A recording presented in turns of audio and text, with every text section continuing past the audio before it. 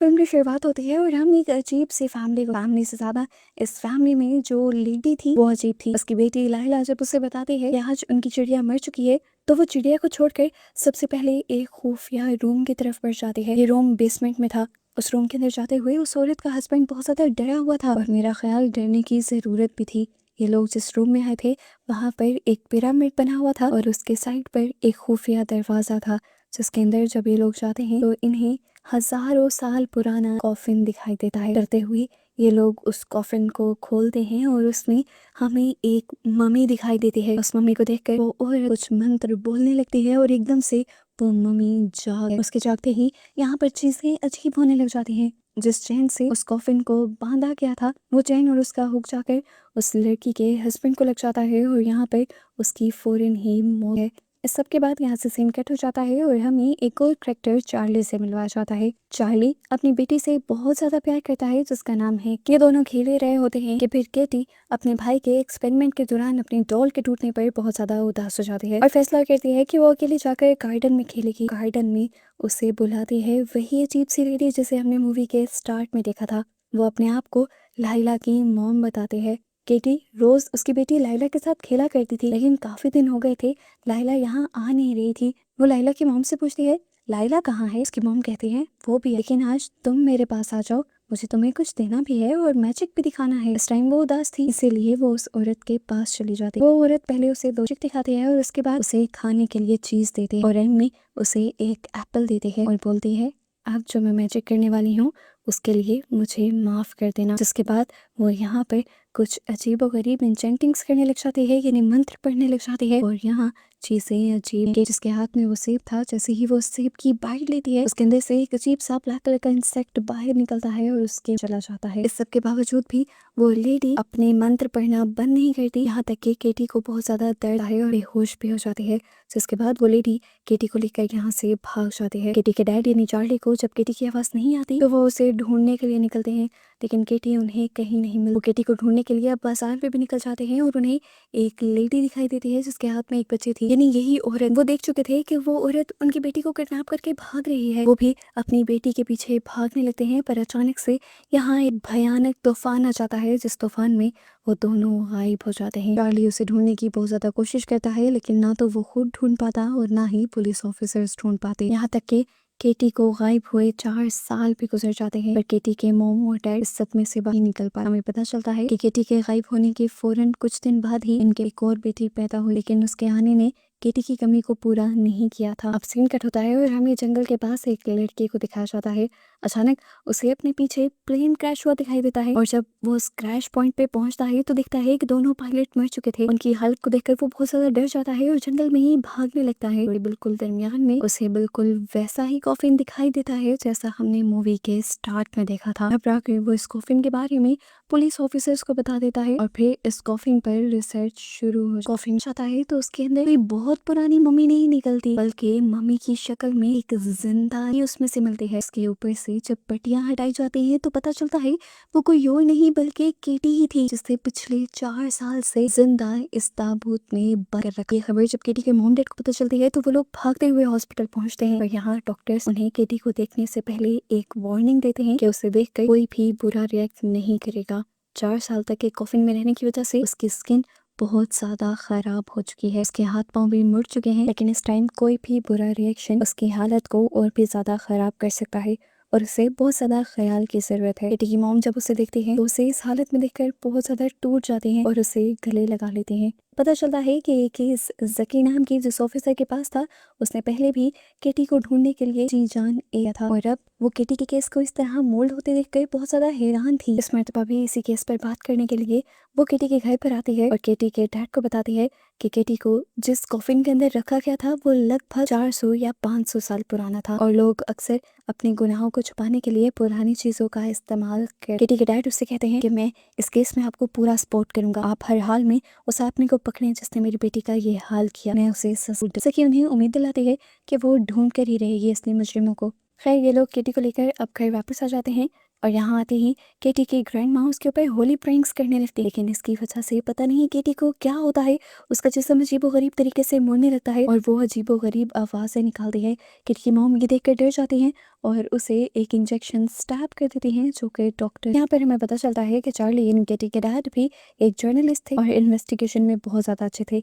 जकी से जो इन्फॉर्मेशन मिली थी वो उसी इन्फॉर्मेशन को इकट्ठा कर खुद भी इस केस पर गौर करने लगते हैं और यहाँ पर वही सारी चीज़ें देखकर बहुत कंफ्यूज हो जाते हैं कि ये सब किसने किया होगा और इस सब को करने के पीछे किसी का मकसद क्या हो सकता है। दूसरी तरफ हमें दिखाया जाता है कि केटी को प्यार से और जब यहाँ पर उसके डैड उसे देखने के लिए आते हैं तो वो देखते हैं कि केटी बेड पर है ही नहीं, कि दोनों बहुत ज्यादा घबरा जाते हैं और केटी को इधर उधर ढूंढने लगते हैं और केटी ऊपर ऐटे छुपते हुए मिलती है। वो इनसे भाग रही थी, इनसे घबरा रही थी, ये लोग उसे रिलैक्स करने की कोशिश भी कर रहे थे, लेकिन यहाँ पर वो इन्हें इग्नोर किए अब अपने शिकार के पीछे पड़ चुकी थी। यहाँ पर उसे एक बहुत बड़ा सा स्कॉर्पियो दिखाई देता है जिससे वो पकड़कर चुभाने लग जाते हैं और ये देखकर ये दोनों मॉम डैड बहुत ज्यादा घबरा जाते हैं और उसके मुंह के अंदर हाथ डालकर उस स्कॉर्पियो को बाहर निकालने की कोशिश। ऐसा करने पर किटी एक वॉमिट भी कर देती है, लेकिन ये वॉमिट भी नॉर्मल नहीं थी। उसके वॉमिट में चिपचिपा ग्रीन कलर का लिक्विड निकलता है जो बिल्कुल भी नॉर्मल नहीं था और उसे देखकर ये लोग घबरा भी। अगले दिन किटी की मॉम और ग्रैंड माँ उसे नहलाने धुलाने लगते हैं। उसके नेल्स किसी एंटिटी की तरह बहुत बड़े बड़े हो चुके थे। किटी की मॉम जब उसे काटने की कोशिश करती है तो उसकी बहुत ज्यादा ताकत लगती है, लेकिन उस सब के बावजूद नील नहीं करता, बल्कि नील के साथ उसके पाँव की स्किन उतर आती है। किटी की मॉम को लगता है कि किटी को बहुत ज्यादा दर्द हुआ होगा, पर ऐसा कुछ भी नहीं था। उसे दर्द नहीं हुआ था, उसे तो जैसे इस दर्द से सुकून मिला था। वो अब इस व्हीलचेयर से भी उठ जाती है और सबको साइडों पर गिराते हुए किचन में जाती है और वहां से लेते हुए अपने पाँव पर चोट पहुंचाने लगती है। यहाँ पर किटी की मॉम और ग्रैंड माँ जब उसे रोकने के लिए जाते हैं तो वो उन्हीं दोनों के ऊपर हमला करके यहाँ से भाग जाते। इतनी ही देर में शुक्र था कि चार्ली भी घर वापस आ गया। उसने किसी तरह किटी को पकड़कर उसे नॉर्मल करने की कोशिश की और फिर उसके पाँव पर खुद बैंडेज भी। किटी की हरकतें इन्हें समझ नहीं आ रही थी। चार्ली अब अपनी वाइफ से कहता है कि हमें किटी को कुछ दिन के लिए वापस हॉस्पिटल छोड़ देना चाहिए, पर इस चीज से किटी की मॉम और भी ज्यादा उदास हो जाती हैं और जाकर बहुत ज्यादा इमोशनल होकर किटी से बात करने की कोशिश करती हैं। किटी ने अभी तक इतने दिनों में कुछ भी नहीं बोला था। वो गुस्से में आकर उसे झंझोड़ देती हैं और केटी यहाँ पर उनके मुंह पर स्पिट कर देते हैं, लेकिन इससे भी केटी की मॉम को गुस्सा नहीं आता क्योंकि कम से कम केटी ने उनकी किसी बात का रिस्पॉन्ड तो किया था। रात होने पर अब केटी के डैड उससे मिलने के लिए आते हैं और यहाँ पर इमोशनल होकर रोने लग जाते। वो केटी से माफी मांग रहे थे। वो कहते हैं कि अगर उस दिन मैंने तुम्हें अकेला ना छोड़ा होता गार्डन में तो तुम आज मेरे साथ होती, बिल्कुल ठीक होती। हमारे साथ ये सब कुछ जो हुआ, जो दर्द तुम्हें इतने सालों झेलना पड़ा, वो सब मेरी वजह से है। इस टाइम हमें पता चलता है कि केटी बोल पा रही थी, लेकिन वो यहाँ पर अजीबोगरीब तरीके से दांत बजाने लगती है। उसके दांत बजाने का तरीका बहुत अजीब था। उसके डैड को याद आया कि बचपन में वो एक स्पाई बनना चाहती थी और हमेशा वो मोर्स कोड सीखा करती थी और इस तरह वो मोर्स कोड के जरिए उसे कुछ बताने की कोशिश कर रही है। वो सारे मोर्स कोड नोट कर लेता है और उसे जब डिकोड करता है तो उसने लाइला खलील नाम का एक नाम पता चलता है उसे। ये केस में एक बहुत बड़ी लीड हो सकती थी, इसलिए वो फौरन जकी को कॉल करके इस बारे में बताते। अब लाइला खलील आखिर थी कौन? जकी चार्ली से कहती है, देखो इस बारे में ज्यादा तुम्हें ही अच्छे से पता होगा। या किटी की लाइफ में कोई लाइला थी, कोई उसकी दोस्त, कोई जानने वाली, कोई टीचर? मुझे ये सारी बातें सर्च करके बताओ। ये सुनकर चार्ली को है और वो ऊपर जाकर वो सारे लेटर्स चेक करने लगता है जो किटी के गायब होने के बाद उन्हें रिसीव हुए थे और उनमें से एक लेटर लाइला खलील का भी था और इस लेटर पे वही चोको चिप बना हुआ थे जो चोको चिप उस दिन उस लेडी ने केटी को। और याद होगा कि उस लेडी ने बताया था कि वो लाइला की मॉम, लेकिन इस बारे में अभी चार्ली और सकी कुछ नहीं जानते। सीन कट होकर दूसरी तरफ में दिखाया जाता है कि केटी को अपने कमरे के बाहर किसी के होने का एहसास होता है और उसे पता चल जाता है कि ये उसकी छोटी बहन है। वो बहुत ही सी आवाज में उसे अपनी तरफ बुलाने लगती है कि पहली बार था जब वो बोल रही थी। उसकी बहन भी इस चीज से इम्प्रेस होकर उसके कमरे के पास चली जाती है। मोली खुश होकर किटी से बात करती है और कहती है, मैं ये जाकर मॉम को बताती हूँ कि आपने बोला। पर किटी कहती है, नहीं अभी ये बात नहीं, मैं मॉम को सरप्राइज दूंगी। ये कहते ही वो दरवाजे के नीचे से उसके पाँव को टच करती है और उसकी स्किन को देखकर मोली बहुत ज्यादा डर जाती है। वो यहाँ से भागने की जब कोशिश करती है तो हमें दिखाया जाता है कि ये अजीब सी कोई पावर उसे उठाकर उसी दरवाजे पे लाकर चिपका देती है और ये पावर्स असल में किसी और के अंदर नहीं थी बल्कि केटी के ही अंदर थी। दूसरी तरफ हमें दिखाया जाता है कि सकी भी दिन रात एक कर रही थी इस केस पर और उससे बहुत सारे लाइला खलील के बारे में पता चला था। और लाइला खलील का पता चलाते चलाते वो एक ऐसी लाइला खलील तक पहुंच जाती है जिसके डेजर्ट्स में बहुत सारे खेत थे जहाँ पर एप्पल्स उगाए जाते थे और उसे याद आता है कि जब केटी गायब हुई थी तब उसका खाया हुआ एप्पल एक गार्डन से मिला था, यानी किसी ने उसे एप्पल ही खिलाया था। हो ना हो ये वही लाइला खलील थी जिसके बारे में वो फ़ौरन उन्हीं फील्ड्स के अंदर जाती है और फील्ड्स के दरमियान में उसे एक घर दिखाई देता है।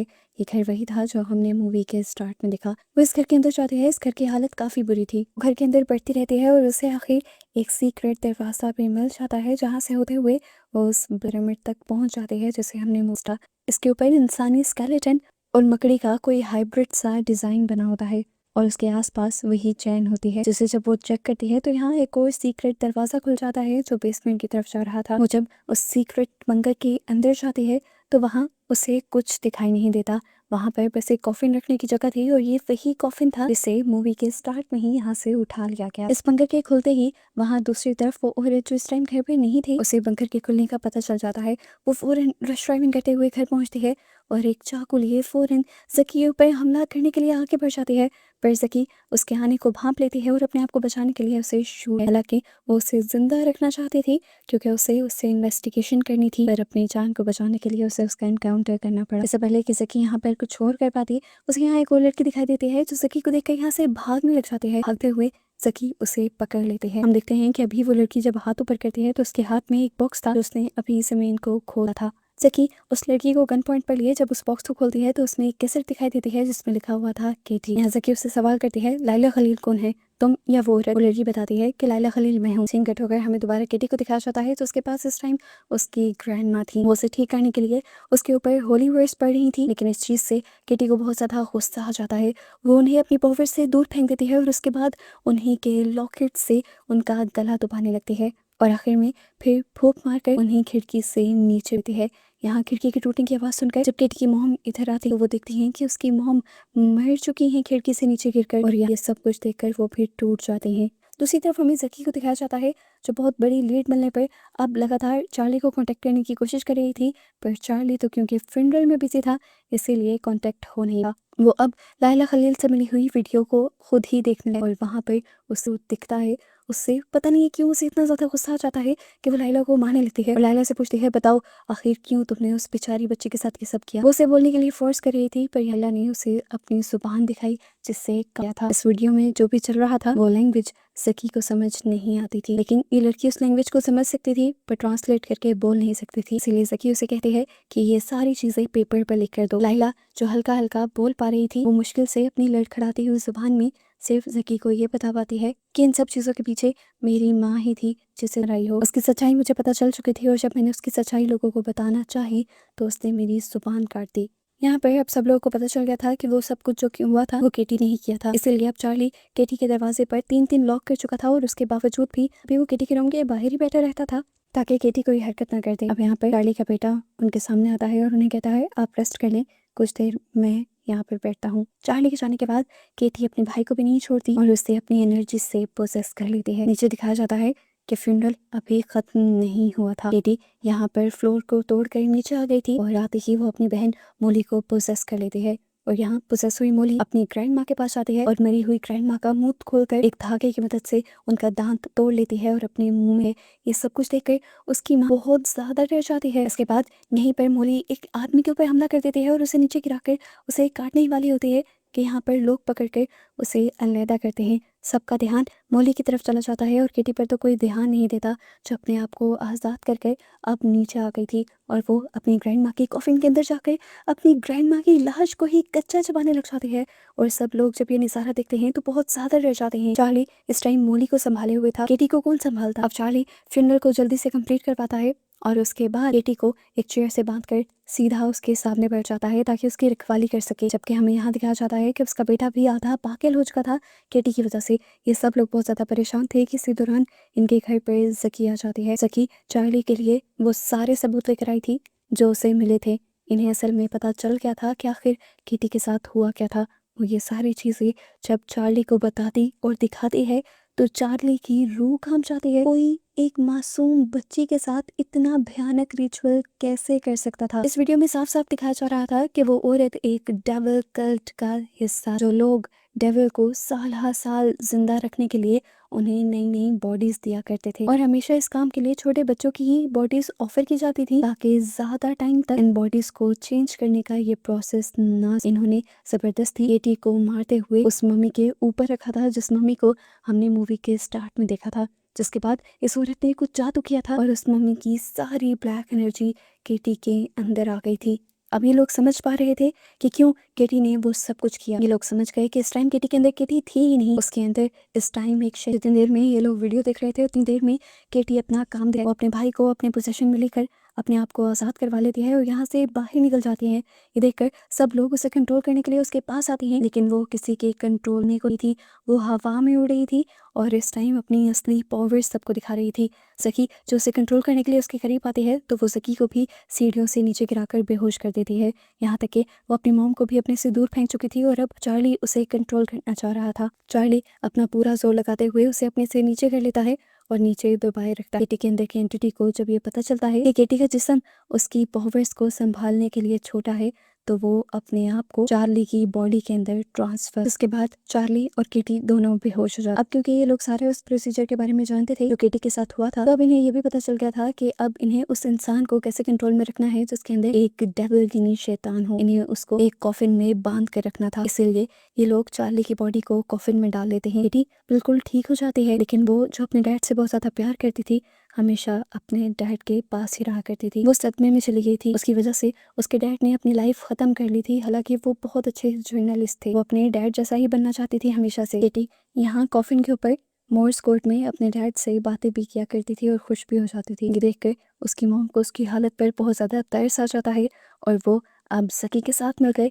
एक बहुत बड़ा प्लान बनाती है। यहाँ पर हमें मूवी का एक बहुत बड़ा ट्विस्ट पता चलता है। वो औरत जिसे उस दिन सकी ने गोली मारी थी वो उस दिन मरी नहीं थी, वो जिंदा बच गई थी, जिसका इलाज भी हो गया था और वो अब जेल के लोग फैसला करते हैं कि उसके किए की सजा क्यों ना उसी को दे दी जाए। इसीलिए एक दिन चार्ली की वाइफ चार्ली को लेकर पहुंच जाती है उसी जेल, जहाँ पर वो औरत उस आदमी को देखकर डर जाती है और इनके इरादे भी समझ जाती है कि अब ये लोग उसके साथ वही करने वाले थे जो उसने आज से पहले कई लोगों के साथ किया था। इस टाइम वो खौफ में थी और इस तरह से खौफ में दिखाते हुए ये मूवी यहाँ खत्म हो जाती है, इस उम्मीद के साथ कि इन्होंने उस औरत को उसके किए की सजा दे दी होगी, उस एंटिटी को उसी की बॉडी में बंद कर दिया होगा और चार्ली भी आजाद हो गया होगा।